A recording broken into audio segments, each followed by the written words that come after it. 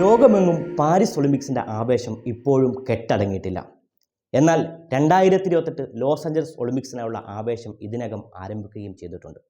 128 വർഷത്തെ നീണ്ട ഇടവേളയ്ക്ക് ശേഷം ക്രിക്കറ്റ് ഒളിമ്പിക്സിൽ തിരിച്ചെത്തിയ സാഹചര്യത്തിൽ പ്രത്യേകിച്ചും ക്രിക്കറ്റ് ഒളിമ്പിക്സിൽ തിരിച്ചെത്തുന്നു എന്നത് ആവേശകരമായ വാർത്തയായിട്ടാണ് കായിക പ്രേമികൾ ഏറ്റെടുത്തത്.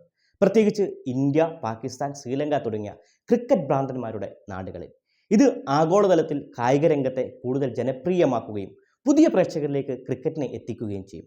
എന്നിരുന്നാലും ഒളിമ്പിക്സിൽ ക്രിക്കറ്റിൻ്റെ സാന്നിധ്യത്തെക്കുറിച്ച് ചില ആശങ്കകളും ഉയരുന്നുണ്ട്.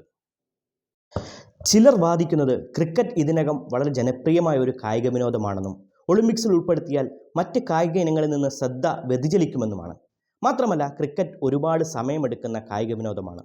ഇത് ഒളിമ്പിക്സിൽ ഷെഡ്യൂളിൽ ഉൾപ്പെടുത്തുന്നത് ബുദ്ധിമുട്ടേറിയതായിരിക്കാമെന്നും വാദമുണ്ട്.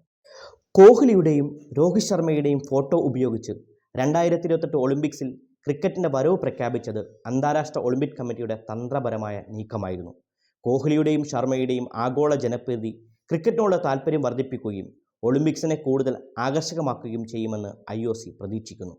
എന്നിരുന്നാലും കോഹ്ലിയും ശർമ്മയും ഇതിനകം T20 ക്രിക്കറ്റിൽ നിന്ന് വിരമിച്ചതിനാൽ 2028 ഒളിമ്പിക്സിൽ അവർ കളിക്കുമോ എന്നത് അനിശ്ചിതത്വത്തിലാണ്. മത്സരങ്ങൾ പങ്കെടുക്കാൻ സൂപ്പർ താരങ്ങൾ വിരമിക്കൽ പിൻവലിക്കുമോ, അതോ ഇന്ത്യ ഒരു പുതിയ തലമുറ ക്രിക്കറ്റ് താരങ്ങളെ അവതരിപ്പിക്കുമോ?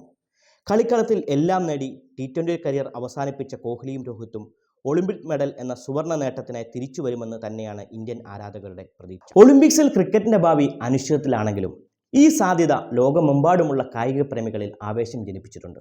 2028 ലോസ് ആഞ്ചലസ് ഒളിമ്പിക്സിൽ കോഹ്ലിയും രോഹിത്തും ക്രിക്കറ്റ് കളിക്കുമോ എന്ന് കണ്ടറിയാൻ നമുക്ക് കാത്തിരിക്കാം. അതുവരെ ഈ ആവേശകരമായ സംഭവവികാസങ്ങളെക്കുറിച്ച് നിങ്ങളുടെ അഭിപ്രായങ്ങൾ കേൾക്കാൻ ഞങ്ങൾ ആഗ്രഹിക്കുന്നു. ക്രിക്കറ്റ് ഒളിമ്പിക്സിൽ ഉൾപ്പെടുത്തുന്നതിനെക്കുറിച്ച് നിങ്ങൾക്ക് എന്തു തോന്നുന്നു? കമൻസിൽ ഞങ്ങളെ അറിയിക്കുക.